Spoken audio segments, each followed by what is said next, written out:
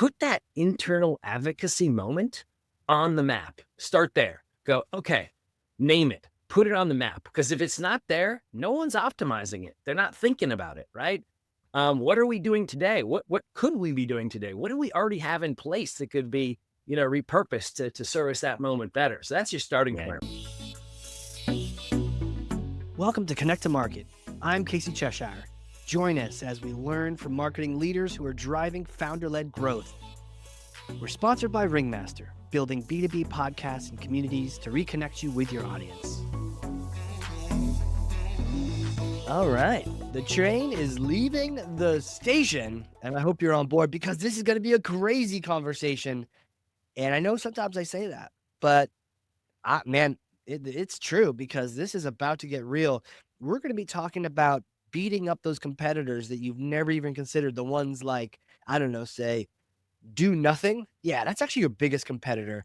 And we kind of like run and hide from that because it's so hard to compete against the unknown entity, but it's so much easier to compete against that jerk over there in the trade show. So we're going to get into it today, guys. And I'm just so excited to introduce my guest. But who is he? I got to tell you about him. All right, let's do this. Well, he's an entrepreneur, a marketing leader, a thought leader, a philosopher, an advisor, a growth strategist, and I even said like a go-to-market, a seer, like one of those ancient Greek seers.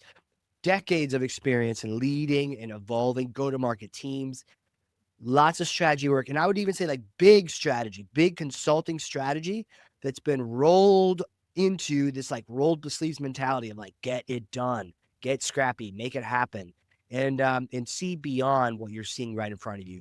Really cool guy, if I haven't conveyed that already. Co-founder and head of go-to-market at Supercase.ai. Aaron Bean, welcome to the show, sir. Right on, Casey. Thanks, man. That as usual, excellent intros. Love it. Appreciate it, my man. Thank you. Seer. I like it. Yes. You just hit into something I think is critical about our language. A lot of people in this world talk about what they feel and what they think, but a much more way to open up a conversation, say, here's what I see. What do you see? And so I think that's a really interesting angle you brought up, because hopefully in our conversation here, we can help people see things just a little bit differently. Maybe some spots they're not looking at. I'm all about that, man. And you know what helps make it so much easier to see things around the office?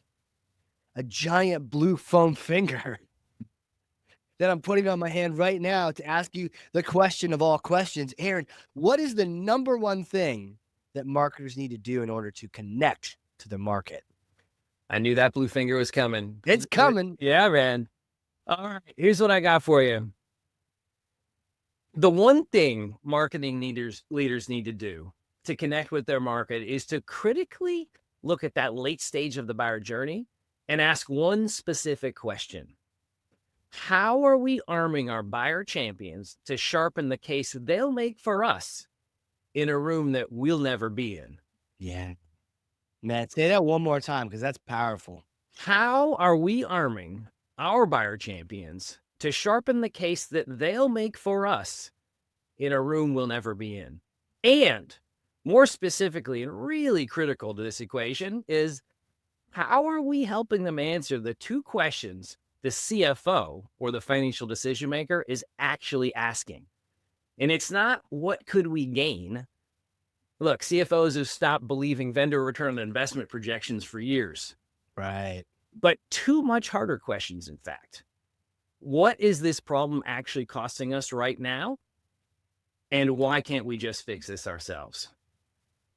I think these are two really poignant questions that, as marketers, we've mapped the buyer journey across the entire bow tie. We've built conversation architectures. We've figured out all the questions that every persona has at every stage of the journey. We've mapped all our content to it. We do ABM everything. But this one moment where the buying decision actually gets made, where indecision really hits hard, where confidence, drops out, is when that buyer champion can't answer those two basic, fundamental, and really hard questions from the CFO. And nothing like being put on the spot by your CFO. Golly. God, and yet, and if you can't answer that, you're kind of putting your tail between your legs and you're walking out of the CFO's office, and I guess you may or may not have gotten budget at that point. Well, yeah, I mean, look, at the end of the day, the CFO is looking at the world through a different lens, right? Right. And Right. they're actually saying, what's it cost us to do nothing? Why should we do anything at all? Convince me of that.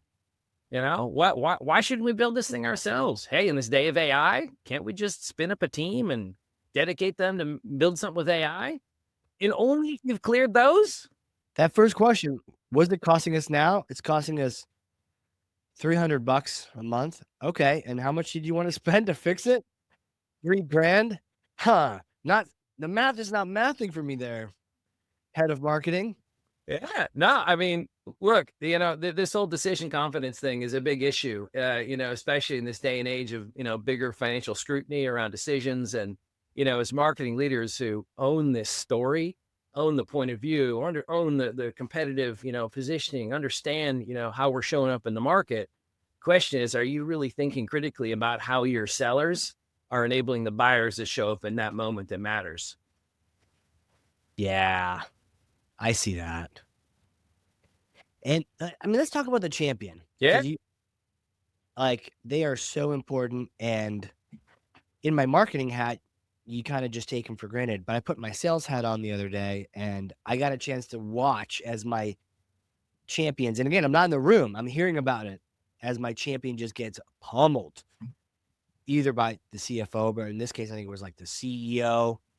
He's the champion, loving it, sees the path forward, not armed, in a different room. I can't be there to help you. It's like sending your kid off to school. I can't be there to have that tough conversation with that kid who's bothering you.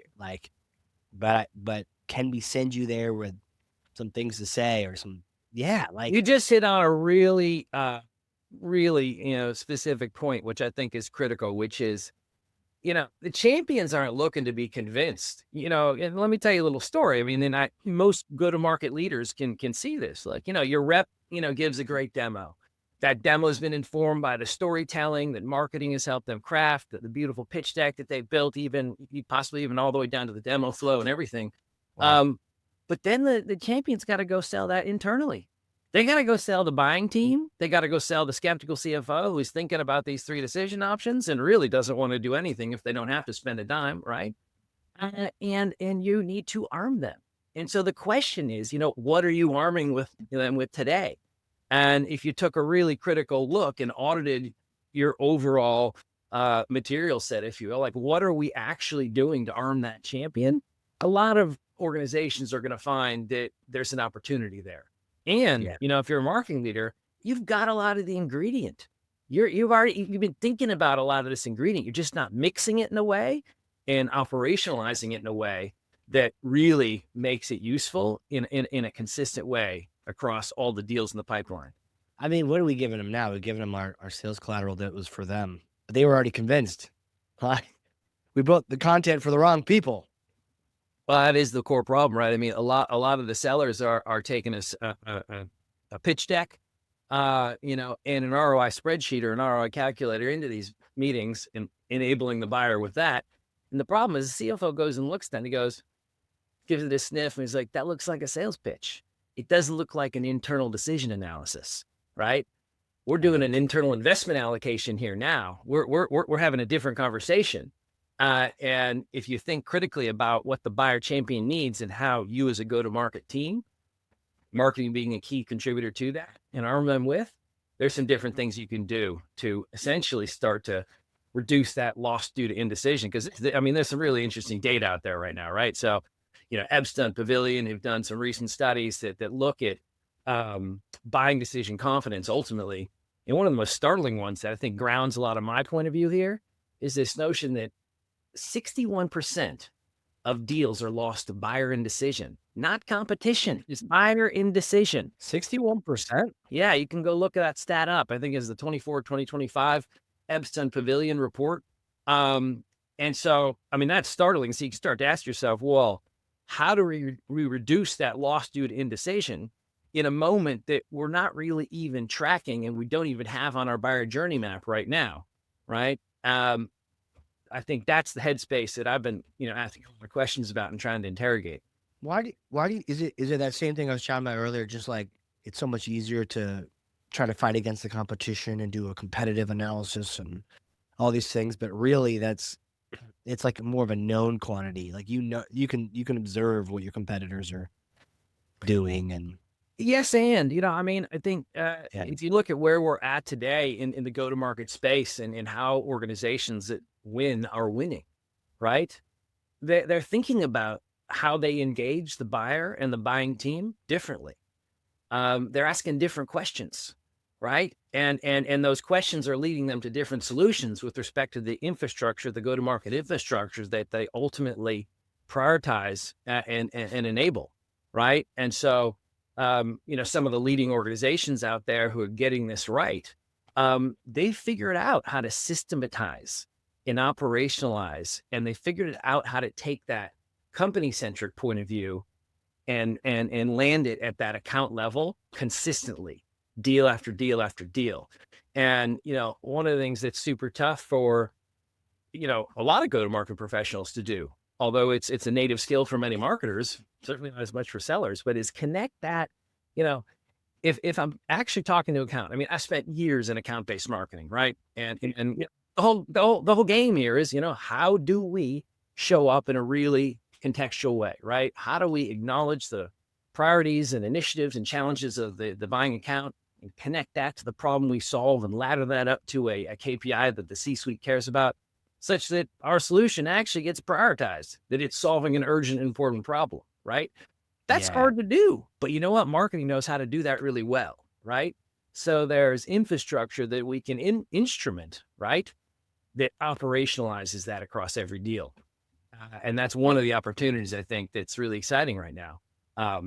Yeah, What's the first step to taking on that 61%? yeah, that's a really great question. Um, you know, I think the first thing is do an honest assessment of your buyer journey maps. Most organizations have done a buyer journey mapping exercise. Hopefully you're doing it across the entire bow tie. You're not just on the left side, to the buying moment. But Mhm. in particular, put that internal advocacy moment on the map. Start there. Go, okay, name it, put it on the map. Because if it's not there, no one's optimizing it. They're not thinking about it, right? What are we doing today? What could we be doing today? What do we already have in place that could be, repurposed to service that moment better? So that's your starting Yeah. point, right? And then, one of the things we start thinking about is, the artifact itself starts to become an interesting conversation, the actual business case, if you will, especially if you're in tech, if you're in SaaS and you're selling, solutions, marketing and selling solutions where the buying team legitimately is asking the question, well, couldn't we build it ourselves? Right? Yeah. Can we do it ourselves? Well, there's inherent risk in there, of course, and so forth. But so start tracking in your pipeline analyses, in your CRM systems and so forth, business case attach rate. How many deals in your pipeline have a financially credible business case attached? And so now, before you do that, though, I would urge you to, assess your business case practices, right? Is your business case just a template that sellers then do whatever they do with and attach some set of numbers with a magic multiplier in there and package that up and give that to the buyer? Or are they actually stepping back and partnering with the buyer champion?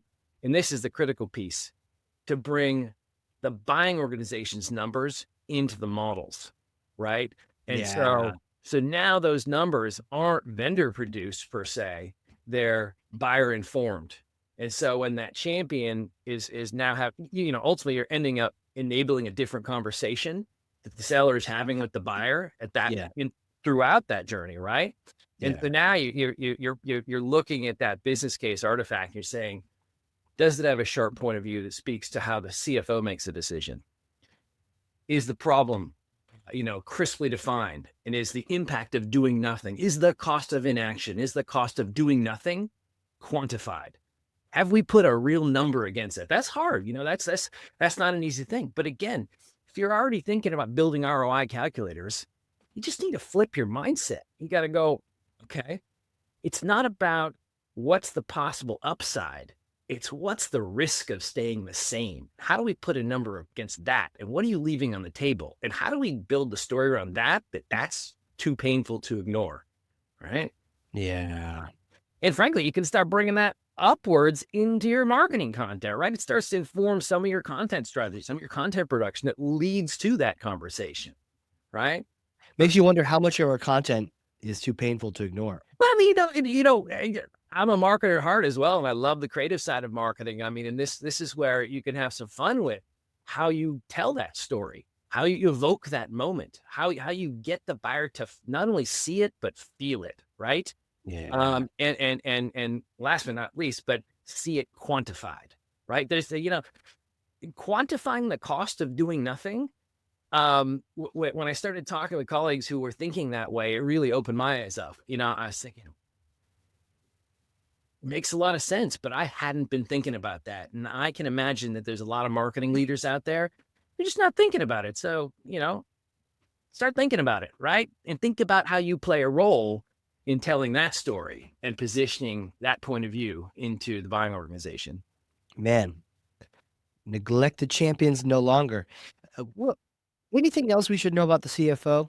You talk about they seeing from a different lens. I don't know if there's anything else. Yeah, I mean, the reality that we're seeing, at least that I'm seeing in the studies I look at, the go-to-market leaders I talk to, is that CFOs or financial decision makers, it's not always the CFO, depending on the nature of the solution you sell at its price point, but CFOs are getting involved in deals much earlier and in much smaller contract size, right?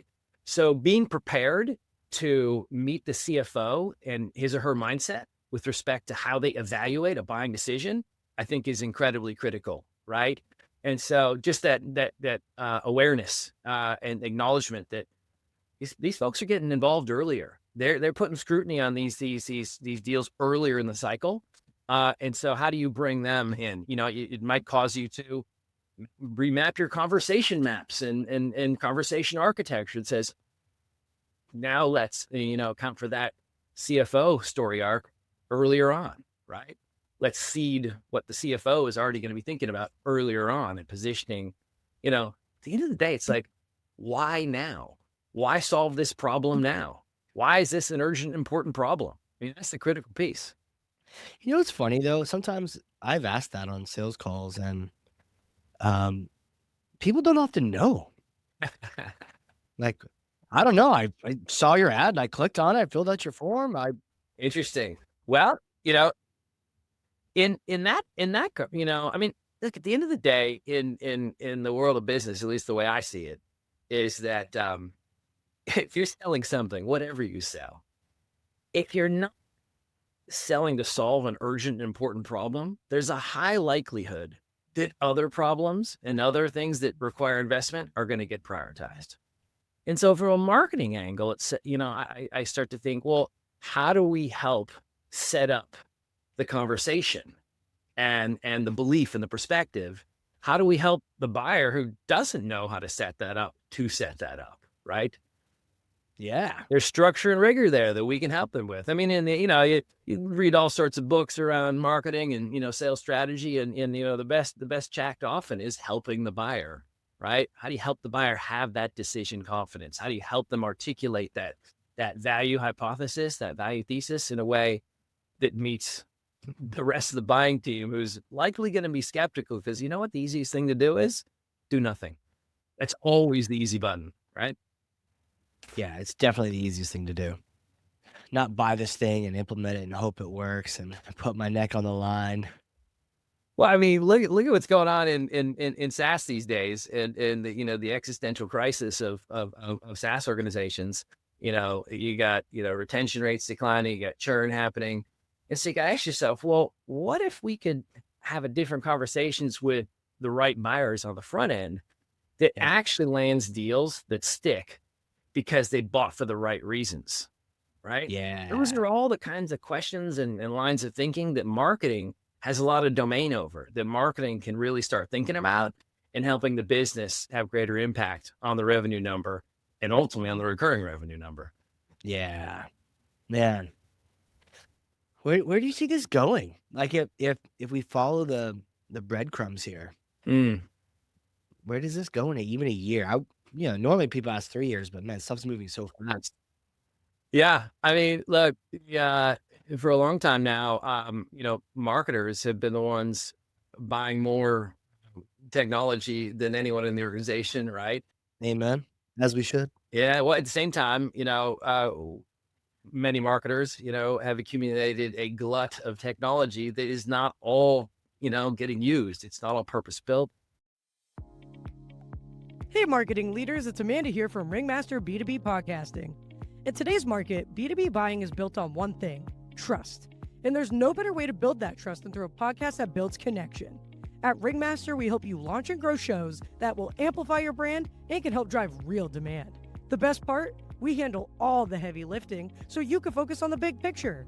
So if you've been thinking about starting a podcast for your brand or taking your existing one to the next level, visit ringmaster.com to chat and book a call. I think one of the things that's going to certainly happen and is happening right now, right, in the best organizations, is they're taking a really critical look and they're saying, okay, there's these moments we need to better enable. There's these ways we need to help the go-to-market organization show up in a different way, to show up in a differentiated manner, to articulate that differentiated value, and ultimately drive that decision confidence. Well, what's that look like within our go-to-market infrastructure? What's that look like within our workflows? And so I think you're going to start to see, organizations look at the way they've been doing things and consolidating them into fewer tech platforms, right? That enable this, ultimately this sort of output, right? Got it.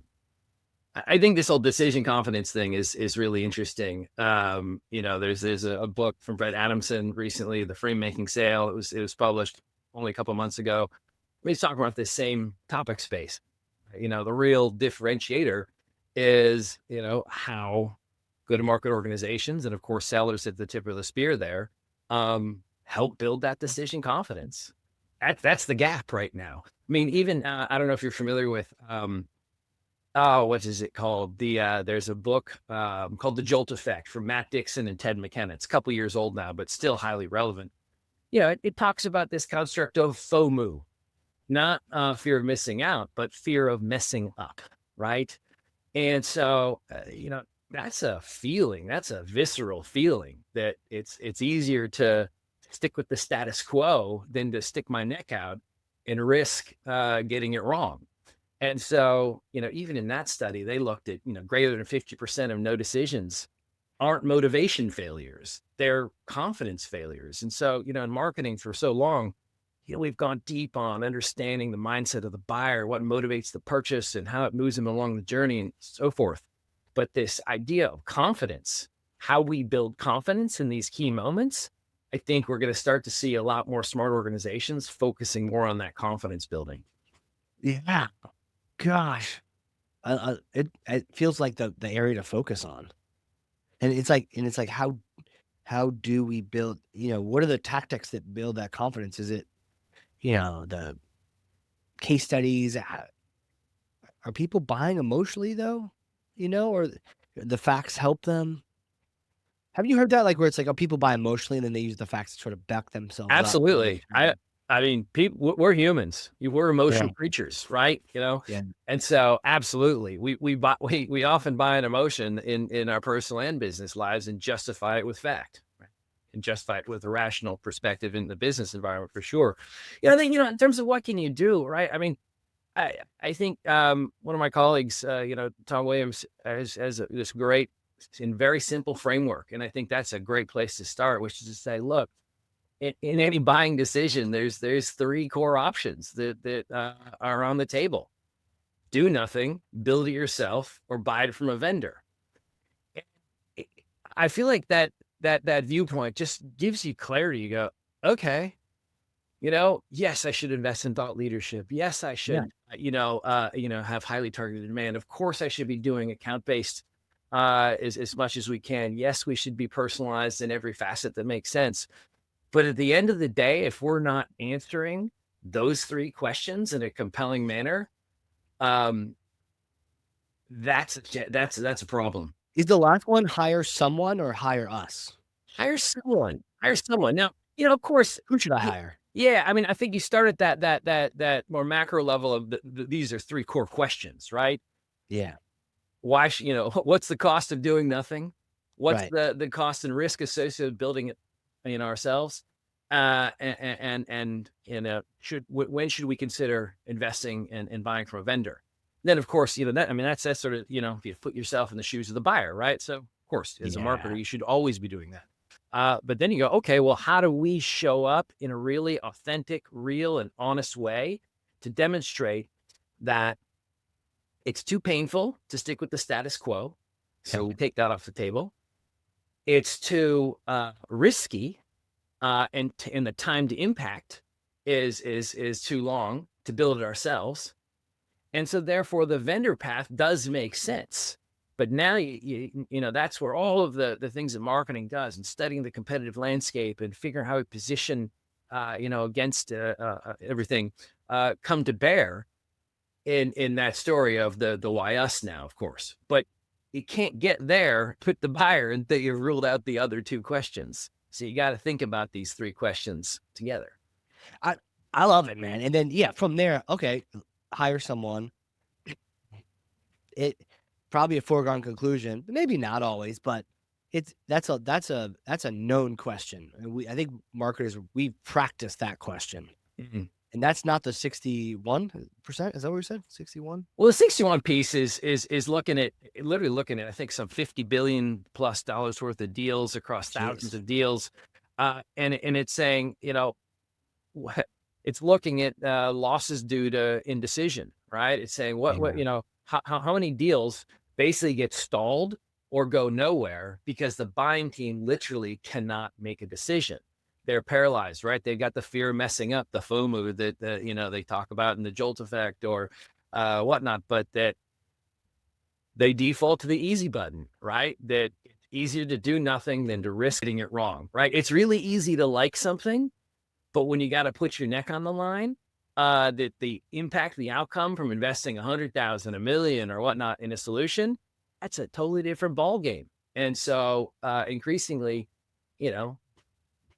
buyers are running into, challenge making that decision, of course, because, buying committees are getting bigger.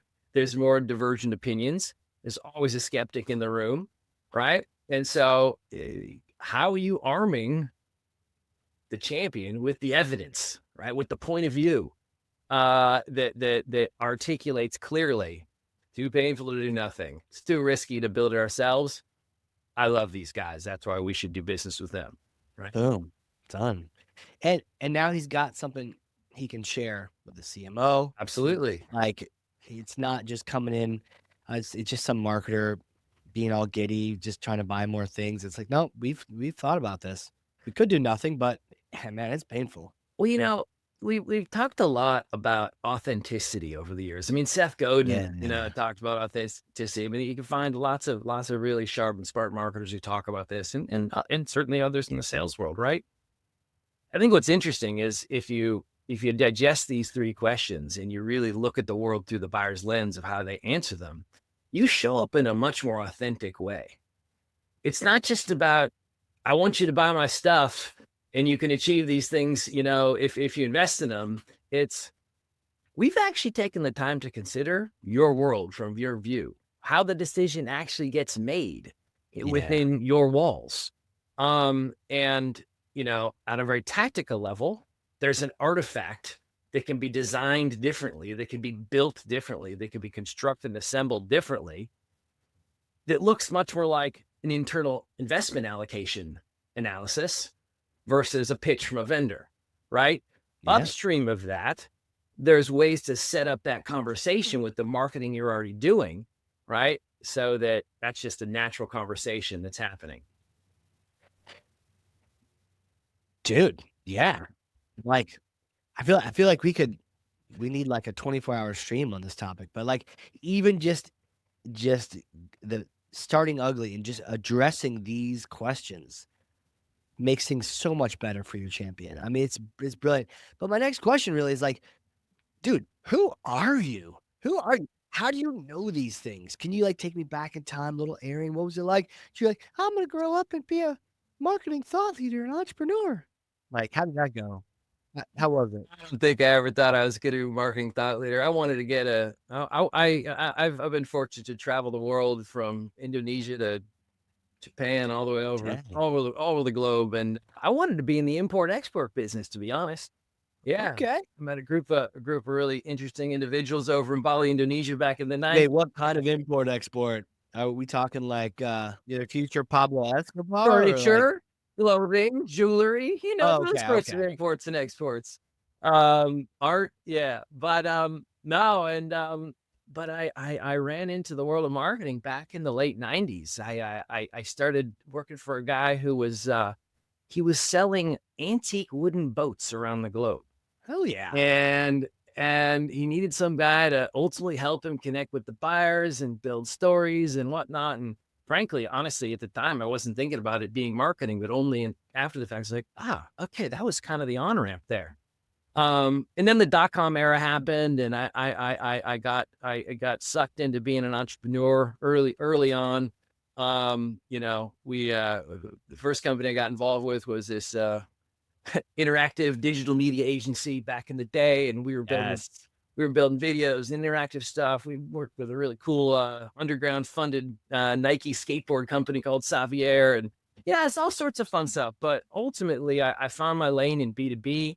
I really leveraged. I think it's funny. I always used to say, when I went to college, I studied philosophy, and I had to write papers, for grades. And now I write proposals and points of view for money. I really just gravitated towards working with clients, working with customers, helping understand how they thought about the world, understanding how they made decisions, kind of the psychology of it. And then the adventure just kept going, right? And I think a real poignant point in the adventure that led me to here today was this real global role I had at Lenovo, where we ended up building a global piece of software internally for them. And it was a really fascinating role, just sitting right in the middle there between 500 sellers across the globe, literally walking the sales floors, sitting down with sellers in Costa Rica and Denmark and Tokyo and Bangalore, India, and being like, here's what we're building. How do you do what you do? And then bringing it back to the engineering team in Portland, Oregon, and working hand in hand on iterating on how we built this software. And I really love that. And so I think that was something I always wanted to get back to after I left that. Done a lot of consulting. I've just been exposed to the Googles and the Amexes and the IBMs and all these big global enterprises, seeing how they do things. Had the chance to help train their teams on how to do things and partner with them. And so, I've just had a lot of great exposure to a lot of different angles of go-to-market over, 20 plus years. Yeah. And so that's who I am there. But, I'm a surfer. We got 9 chickens. I got a daughter. We're going to Belize next week. I will always be a traveler. I don't know. I love culture. I love interacting with people.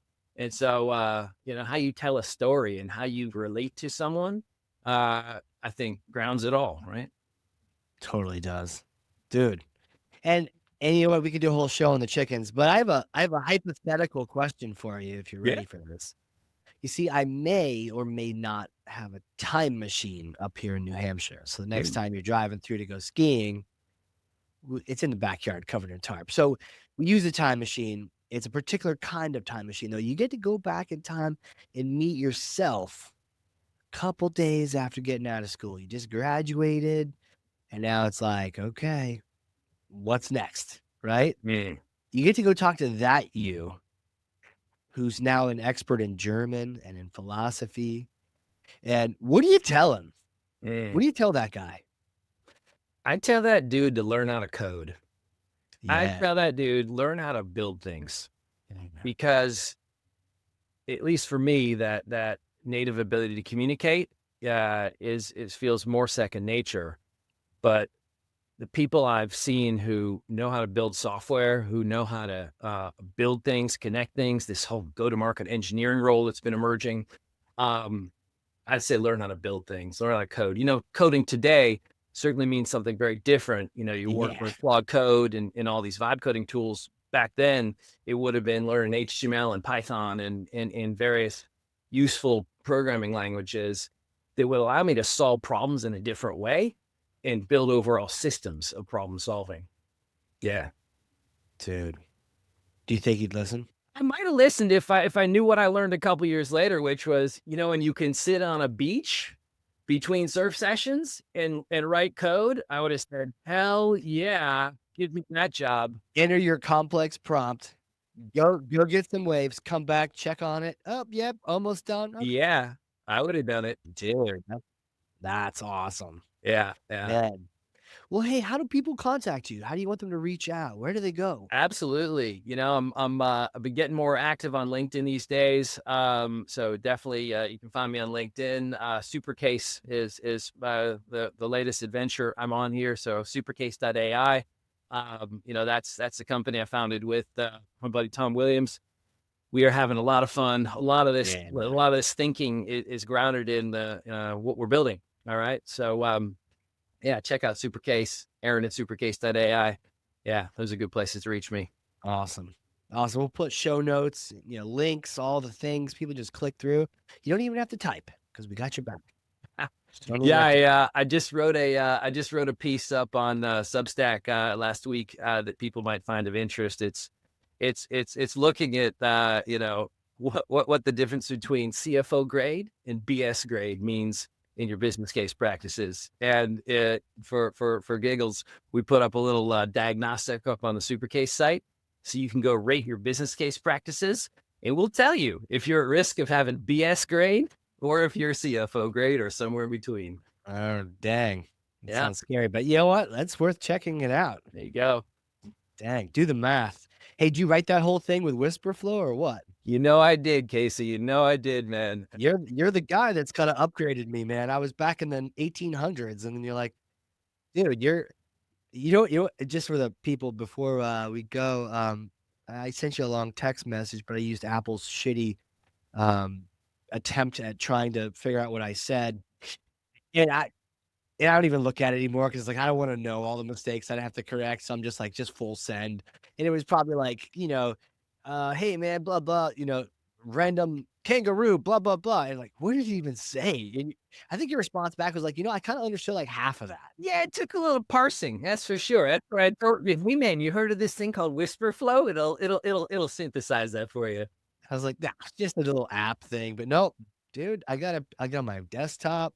I upgraded my iOS just so I could add it to my phone. That's desperation. I mean, look, man, it is a productivity hack like none other. I mean, I don't know about you, but I can type, but I can speak, and I can go stream of consciousness with my ideas out of my mouth way faster. And so if you pair a WhisperFlow with a Claude Cowork and code and so forth, the amount of stuff you can get done, how fast you can get the ideas out of your head and into something you can look at quickly, it's amazing. It's just blowing me away.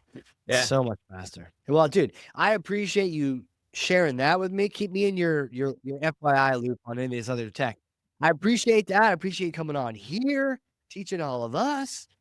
Dude, thank you. I mean, all the conversation, the 3 questions, I gotta put those on the wall somewhere. I feel like you should have a swag store where I ask those 3 questions on a hoodie, That's good. That's good. We'll add that into our content here. I think absolutely. And then get some of those boxing fist wraps, that you can just wrap your hand and it says the 3 questions on it too. I like it. See, now you're tapping into my brain here. I mean, I am so excited about the creative side of bringing Supercase to market right now. We've been just hammering on thinking about our story and how we show up in a unique way. And now to get to go into the creative side, that's where a lot of fun happens, right? So, yeah, but no, man, thank you for having me on. It's always a pleasure to talk to you. And yeah, I hope people got, saw something new out of this, Hell yeah, they did. And for those listening, if you did, share it with someone, 1 person, 3 people. Are you bumping into any of your friends and your fellow marketers who are not thinking about their champions? Are you a champion in an organization trying to buy some marketing software, and the company you're trying to buy from is not empowering you? Send them this episode. Guy, it's about time you empowered me with some knowledge. And if they're like, how do we do that? You go, there's 3 questions. Just listen to halfway through the episode. Boom, done. And with that, Aaron, thank you again, sir. Awesome, Casey. Talk to you soon, man. All right, everyone. This has been a crazy cool, very exciting episode of the Connect to Market Pod. We will see you all next time. And that wraps up another episode. Thank you for joining. For show notes and other episodes, visit us at connecttomarket.com. Connect to Market is sponsored by Ringmaster, creating podcasts and communities that create relationships, generate revenue, and drive growth.